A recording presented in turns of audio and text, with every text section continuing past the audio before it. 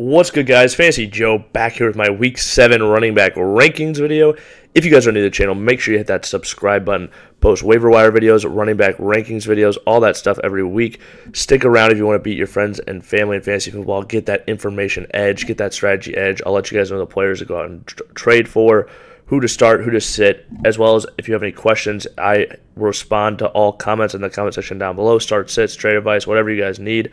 I got you guys, so just put your comments down below, hit that like button. I'm going to do some quick trade advice before we hop into the Week 7 RB rankings, but just a lot of buys coming up with Week 7. Take a look at some of the worst teams in your league. See if they need a win, if teams that we need to win now, if they've got key players on bye, you might be able to acquire them at a discount. See if you can. Jahmyr Chase is on bye this week, CeeDee Lamb, Tony Pollard, a lot of really good players out there that could be acquired on the low. So just check out some of those opportunities in your guys' leagues. All right, let's hop into this rankings video. At number 1, Christian McCaffrey against Minnesota. This is if he plays. I think that he's got a decent chance at playing, to be honest. I would say it's 50-50. He's just so good. I think they might even just give him a week, and they're, likely win this football game with or without Christian McCaffrey. But obviously he's a star. They would love to have him if they can. 2, Kenneth Walker against Arizona. He's been phenomenal this year, just utilized at an extremely high rate in the goal line as well, so I do think those touchdowns should continue, maybe not the current rate, but he should have a lot more opportunities to score in the future as well. 3, Austin Ekeler against Kansas City. This should be a good game. He should catch a lot of passes, have a lot of utilization, and have a chance at a good amount of touchdowns in this one. 4, Josh Jacobs, great matchup for him against Chicago, and he just gets elite volume.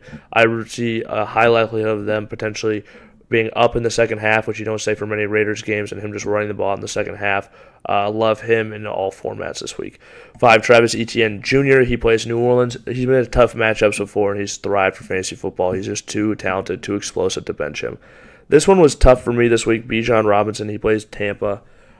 Reason it was tough is Bijan just hasn't been involved at the levels that you've hoped with Arthur Smith and the way things have gone in that offense. Obviously, you would have hoped with the number 8 overall pick, he'd be getting 20 touches a game. But with the utilization he has in the passing game, I'm still like him. You're hoping that, maybe he could get that 20% more touches moving forward potentially at some point. But we'll see if that happens. But I still have faith in him, and I'm playing him. Raheem Mostert, I think I would be playing over Bijan, though, in most situations, but just a tougher matchup for him in my mind. And their offensive line than it is for Bijan's offensive line against Tampa Bay. They just have a really good offensive line in Atlanta. 8, Isaiah Pacheco. He plays at the Chargers this week.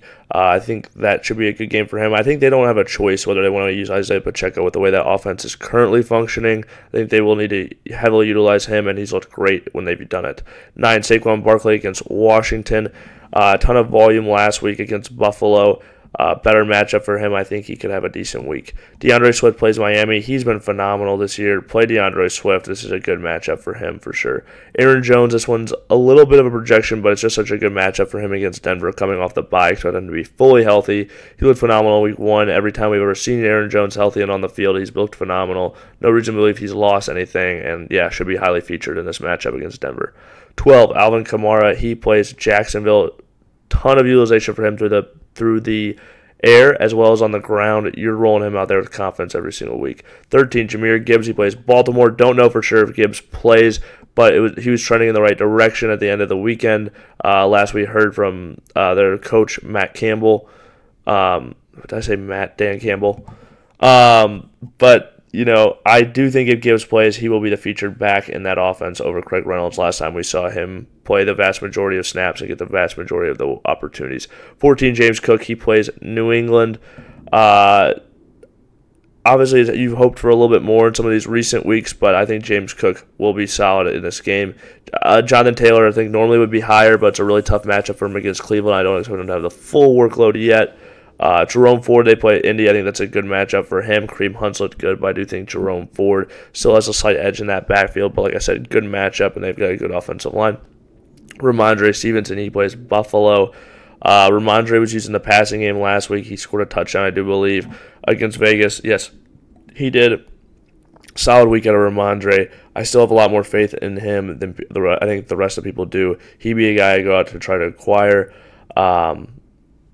if you're looking for, potential trade candidates. This one's a bit of a rejection as well. Zach Evans against Pittsburgh. I think he's going to be the featured back. It's a good matchup for him, and he should be able to succeed for fantasy. 19, Brian Robinson. He plays the Giants. They should win this game, or at least have a good chance of winning this game, and potentially be running the ball in the second half. Regardless, it's a good matchup for him on the ground. 20, Alexander Madison. I think he could catch a lot of passes in the second half of this contest, and he has been the guy there and been much better in recent weeks. 21, Roschon Johnson. Good matchup for him against Las Vegas. I do think he will be the featured back in that offense, but backup quarterback to Justin Fields, major downgrade just for the offense in general. We'll see how they move the ball, even in a good matchup against Vegas. But I do think he'll be utilized.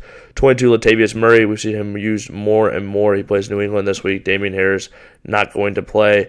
We saw Latavius Murray actually start the game and get a decent amount of work. I think that goes up with Harris out. So I think he's a solid RB2 or flex play if you need somebody. 23, Craig Reynolds. I do think he'll be used a little bit more. He just played really well for the team in a variety of ways, and so I think they'll reward him with some work on the ground, and he's been solid when they've chosen to do so. 24, Kareem Hunt. He plays Indy, another good matchup for him. We saw him be more involved and look really pretty solid this last week.